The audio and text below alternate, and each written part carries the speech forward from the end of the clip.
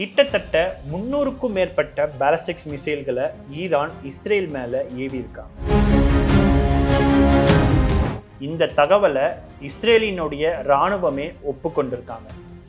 ஈரானினுடைய இந்த தொடர்ச்சியான ballistics missiles தாக்குதல்னால இஸ்ரேல்ல என்ன மாதிரியான பாதிப்புகள் உண்டாகியிருக்குன்னு சொல்லி இஸ்ரேலினுடைய சுகாதாரத்துறையே கம்ப்ளீட்டா ஒரு ரிப்போர்ட்டை கொடுத்திருக்காங்க. ஈரானினுடைய இந்த தொடர்ச்சியான தாக்குதல்னால வேற என்ன மாதிரியான பாதிப்புகள் இஸ்ரேலுக்கு ஏற்பட்டிருக்கு, இது தொடர்பாக இஸ்ரேலினுடைய ஊடகமான டைம்ஸ் ஆஃப் இஸ்ரேலே ஒரு கம்ப்ளீட்டான ஒரு ரிப்போர்ட்டை கொடுத்திருக்காங்க. மத்திய கிழக்குல என்ன நடக்குது இந்த காணொலியில தெளிவா பார்க்கலாம். ஏசி வாங்கணுமா? நம்ம பூர்விகா அப்ளையன்சஸ் விசிட் பண்ணுங்க. பெஸ்ட் எக்ஸ்சேஞ்ச் ஆஃபர் ECMல ஈஸியா வாங்கலாம் ஏசி. இஸ்ரேலுக்கும் ஈரானுக்கும் இடையிலான இந்த போர் கிட்டத்தட்ட ஒரு 12 நாளுக்கு மேல நீடிச்சுக்கிட்டு இருக்கு. கடந்த வருடமே 12 நாள் யுத்தம் அப்படின்றத நம்ம பார்த்திருந்தோம். ஆனால் தற்பொழுது சூழல் நம்ம பார்த்தோம்னா இந்த யுத்தம் அப்படின்றது ஒரு 12 நாளுக்கும் மேல போகக்கூடிய ஒரு நிலைமையா தான் இருக்கு. இஸ்ரேலை பொறுத்த வரைக்கும் இந்த போர்ல எதிரணி, அதாவது ஈரானுக்கு மிகப்பெரிய அளவுக்கான ஒரு சேதாரத்தையும் உயிரிழப்பையும் ஏற்படுத்தினாலும் கூட இஸ்ரேலுக்கும் சரி அமெரிக்காவுக்கும் சரி பொருளாதார ரீதியாகவும் சரி அல்லது உயிரிழப்புகளும் அவங்களுக்கும் கணிசமான அளவுக்கு உண்டாயிருக்குன்றத நம்மளால மறுக்கவே முடியாது. சில தரவுகள் இஸ்ரேல் தரப்பிலிருந்து நிறைய சென்சார் செய்யப்பட்டு தான் வெளியிலேயே வருது. அப்படி இருந்துமே அவங்களால அந்த உயிரிழப்புகளா இருக்கட்டும் அல்லது எவ்வளவு பாதிப்புகள் அப்படின்றத அவங்களால மறைக்க முடியல.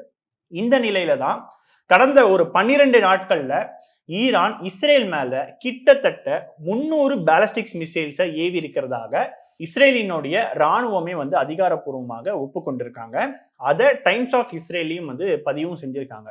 குறிப்பாக ஈரான் வீசக்கூடிய இந்த பாலிஸ்டிக்ஸ் மிசைல்கள்ல பாதிக்கும் மேல, இன்னும் சொல்ல போனா கிட்டத்தட்ட ஒரு 300 பாலிஸ்டிக்ஸ் மிசைல்ஸை ஏவி இருக்காங்கன்னா ஒரு 150க்கும் மேற்பட்ட மிசைல்கள்ல கிளஸ்டர் குண்டுகள் இருக்கு அப்படின்றதையும் அவங்க பதிவு பண்ணியிருக்காங்க. அதுல குறிப்பிட்ட அவங்க யூஸ் பண்ணக்கூடிய அந்த வார்த்தை என்ன அப்படின்னா, இந்த வார் ஹெட் அப்படின்றத வச்சு இந்த கிளஸ்டர் குண்டுகளை அவங்க வீசுறாங்க அப்படின்ற ஒரு குற்றச்சாட்டை இஸ்ரேல் சொல்றாங்க. குறிப்பாக கிளஸ்டர் குண்டுகளை பொறுத்த வரைக்கும் அந்த இடத்துல மிகப்பெரிய அளவுக்கான பாதிப்புகளை உண்டாக்கக்கூடிய ஒரு விஷயமாகவும் இருக்கு. அதுல டைம்ஸ் ஆஃப் இஸ்ரேல்ல சொல்லியிருக்கக்கூடிய ஒரு விஷயம் என்ன அப்படின்னா, இந்த கிளஸ்டர் குண்டுகள் அப்படின்றது கிட்டத்தட்ட 10 ஸ்கொயர் கிலோமீட்டர் பரப்பளவு கொண்ட கிட்டத்தட்ட டசன் கணக்கான, அதாவது 12க்கும் மேற்பட்ட வெடிகுண்டுகள் கண்ணாம் பின்னான்னு செதறக்கூடிய ஒரு கிளஸ்டர் குண்டுகளாக இருக்கு. குறிப்பா இஸ்ரேலை பொறுத்த வரைக்கும் அவங்களுக்கு இருக்கக்கூடிய மிக பலவீனமான விஷயம் என்ன அப்படின்னா, அவங்க கிட்ட அயன் டோம் அப்படின்ற ஒரு விஷயம் இருந்தாலும் கூட ஈரானினுடைய இந்த பாலிஸ்டிக்ஸ் மிசைல்ஸ் சிலது அவங்களால தடுக்க முடியாத ஒரு நிலைமைக்கு அவங்க உள்ளாக்கப்படுறாங்க. ஏன்னா அதோடைய வேகம் அப்படின்றது ரொம்பவே அதிகமாக இருக்கு. அப்ப அயன் டோமை பொறுத்த வரைக்கும் அதிகபட்சமாக ஒளியை விட 2.5 வேகத்துல வரக்கூடிய மிசைல்களை மட்டும்தான் அவங்களால தடுக்க முடியும். ஆனா பாலிஸ்டிக்ஸ் மிசைல்ஸ் அப்படின்றது ஒளியை விட 13 மடங்கு அதிக வேகத்துல வரக்கூடிய ஒரு மிசைல்ஸ் ஆகவும் இருக்கு. இந்த நிலையில தான் இந்த குண்டுகளை சிலது தடுக்க முடியல அப்படின்ற ஒரு விஷயத்த இஸ்ரேலே ஒரு பக்கம் ஒப்புக்கொண்டிருக்காங்க. குறிப்பா இஸ்ரேலினுடைய இராணுவமே ஒரு விஷயத்தை என்ன ஒப்புக்கொண்டிருக்காங்கன்னா, இதை இடைமறிக்க முடிஞ்சாலும் கூட 100% அதற்கான வாய்ப்புகள் இல்லாம போகுது. இதனால என்ன ஆகுதுன்னா, நிறைய குண்டுகள் மக்கள் வாழக்கூடிய பகுதிகள்லயோ அல்லது மற்ற இராணுவ தளங்கள்லயோ விழுறதுனால அதிக அளவுக்கான பாதிப்புகளும் ஏற்படுது அப்படின்றதையும் அவங்க சொல்றாங்க. கூடுதலாக 100% இஸ்ரேலினுடைய அந்த வான் பரப்பை தாண்டி வர முடியாத ஒரு சிச்சுவேஷன்லாம் எங்க கிட்ட இல்ல. அதாவது எவ்வளவு பெரிய பாலிஸ்டிக்ஸ் மிசைல்ஸா இருந்தாலும் கூட அது பொதுமக்கள் வாழக்கூடிய ஒரு பகுதிகளில் விழத்தான் செய்யும் அப்படின்றதையும் அவங்க வெளிப்படையாகவே இதுல இருந்து ஒப்புக்கொண்டிருக்காங்க. இதற்கான காரணம் என்ன அப்படின்னா, கடந்த 12 நாட்கள்ல இஸ்ரேலினுடைய முக்கியமான நகரமான ஐஃபாவா இருக்கட்டும் இல்ல டெல் அவீவா இருக்கட்டும், இந்த மாதிரியான பகுதிகளில் அதிக அளவுக்கான சேதாரம் ஆயிருக்கு.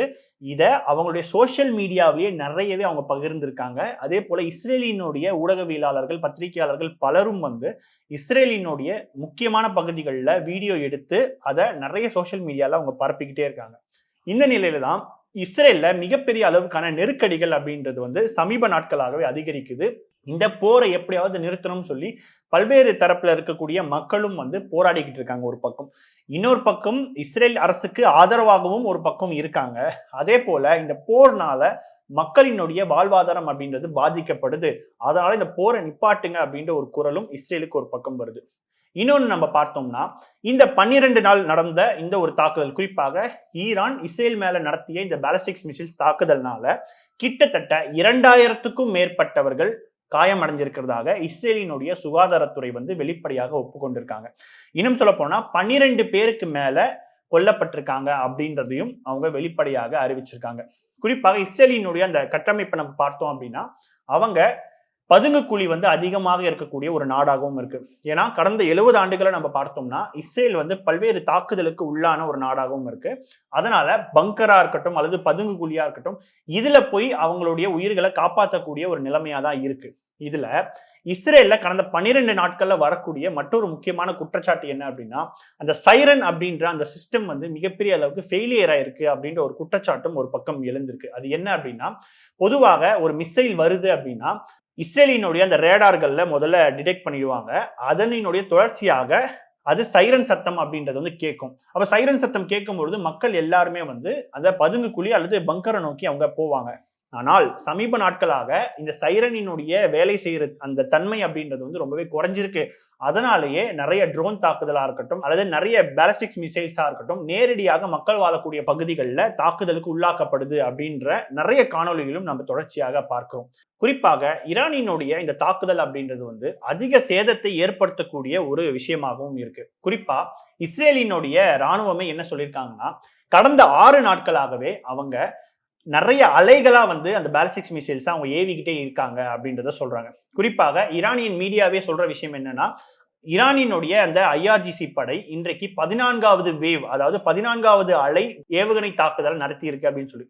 ஸோ ஒரு அலையில வந்து குறைந்தபட்சம் 20 பாலிஸ்டிக் மிசைல்ஸ்ல இருந்து 30 பாலிஸ்டிக் மிசைல்ஸ் வரைக்கும் ஈரான் வந்து இஸ்ரேல் மேல ஏவுறாங்க. தொடர்ச்சியாக ஒரே இடத்தை நோக்கி இந்த 20 அல்லது 30 பாலிஸ்டிக் மிசைல்ஸை ஏவும் பொழுது இஸ்ரேலினுடைய அந்த ஏர் டிஃபென்ஸ் சிஸ்டம் அப்படின்றது மிகப்பெரிய அளவுக்கான ஒரு பாதிப்பும் உள்ளாகுது. அதனாலதான் ஈரானை பொறுத்த வரைக்கும் அந்த இலக்கை வந்து ஒரு இடத்தை மட்டுமே மையப்படுத்தி அந்த தாக்குதலை அவங்க அதிகரிச்சுக்கிட்டே இருக்காங்க. இதுவே ஈரானின் மீது இஸ்ரேல் மற்றும் அமெரிக்கா நடத்தக்கூடிய தாக்குதல் அப்படின்றது நிறைய இடங்கள்ல மையப்படுத்தின தாக்குதலாக இருக்கு. கிட்டத்தட்ட சொல்ல போனோம்னா இந்த 12 நாட்கள்ல மட்டும் 2000க்கும் மேற்பட்ட இடங்கள்ல இஸ்ரேல் மற்றும் அமெரிக்கா வந்து தாக்கியிருக்காங்க. ஆனால் ஈரானை பொறுத்த வரைக்கும் ஒரு இடத்தை மையப்படுத்தி நடத்தியிருக்காங்க. இதுல குறிப்பா கடந்த ஞாயிற்றுக்கிழமை மற்றும் திங்கட்கிழமை இந்த 2 நாட்கள்ல 20க்கும் குறைவான பாலிஸ்டிக் மிசைல்ஸ் தான் வந்து ஈரான் வந்து ஏவிருக்காங்க. அது மட்டும் இல்லாம ஈரான்ல எந்த இடத்துல ஏவுகணையை ஏவுறாங்களோ அந்த இடத்துல இஸ்ரேலினுடைய ஏர்ஃபோர்ஸ் மிகப்பெரிய ஒரு தாக்குதலை நடத்தி இருக்கிறதாக ஒரு பக்கம் இஸ்ரேல் வந்து தெரிவிச்சிருக்காங்க. இதுல முக்கியமா நம்ம பார்க்க வேண்டியது என்னன்னா, ஈரானினுடைய பலமே அந்த பாலிஸ்டிக் மிசைல்ஸ் தான். அந்த பாலிஸ்டிக் மிசைல்ஸ் தயாரிக்கக்கூடிய அந்த கிடங்குல வந்து மிகப்பெரிய ஒரு தாக்குதல் நடத்தி அழிவை ஏற்படுத்தணுன்றதுதான் இஸ்ரேல் மற்றும் அமெரிக்காவினுடைய ஒரு திட்டமாக இருக்கு. ஆனால் இதுல ரொம்ப கஷ்டமான விஷயம் என்ன அப்படின்னா, இந்த பாலிஸ்டிக் மிசைல்ஸ் தயாரிக்கக்கூடிய அந்த பகுதி அப்படின்றது வந்து பூமிக்கு, குறிப்பா சொல்ல போனா மலைக்கு கீழே பல 100 அடிக்கு கீழே தான் இந்த பாலிஸ்டிக் மிசைல்ஸ் அவங்க தயாரிக்கிறாங்க. அதுல தாக்குதல் நடத்தணும் அப்படின்னா கடந்த 12 நாள் யுத்தத்துல வந்து மிகப்பெரிய அளவுக்கான B2 பாம்பர்ஸை வந்து பயன்படுத்தினாங்க இல்லையா, அதே போல ஒரு B2 பாம்பர்ஸை மீண்டும் வந்து அமெரிக்கா பயன்படுத்தணும். அப்படி செஞ்சால் மட்டுமே ஈரானினுடைய இந்த ஏவுகணை விஷயத்தை வந்து அமெரிக்காவால் அழிக்க முடியும். ஒட்டு மொத்தத்துல பார்க்கும் பொழுது ஈரானினுடைய இந்த தாக்குதல்னால இஸ்ரேலுக்கு மிகப்பெரிய அளவுக்கான பொருளாதார இழப்புகளும் சரி அல்லது மனித உயிரிழப்புகளும் சரி அதிகரிக்கிறத இந்த செய்தியின் மூலமாக நம்மளால தெளிவா பார்க்க முடியுது. மத்திய கிழக்கில் நடக்கக்கூடிய இந்த போர்கள் குறித்தும் இஸ்ரேல் மீது ஈரான் நடத்தக்கூடிய இந்த ஒரு தாக்குதல் குறித்தும் உங்களுடைய கருத்துக்கள் என்னன்றதை கீழே கமெண்ட் செக்ஷன்ல சொல்லுங்க. தொடர்ந்து இணைந்திருங்கள். இது உங்கள் மின்னம்பலம். நான் விஷால் பொலிவர். நன்றி, வணக்கம். ஏசி வாங்கணுமா? நம்ம பூர்விகா அப்ளையன்சஸ் விசிட் பண்ணுங்க. பெஸ்ட் எக்ஸ்சேஞ்ச் ஆஃபர் ECMI ஈஸியா வாங்கலாம். ஏசி மின்னம்பலம்.com, தமிழின் முதல் மொபைல் பத்திரிகை.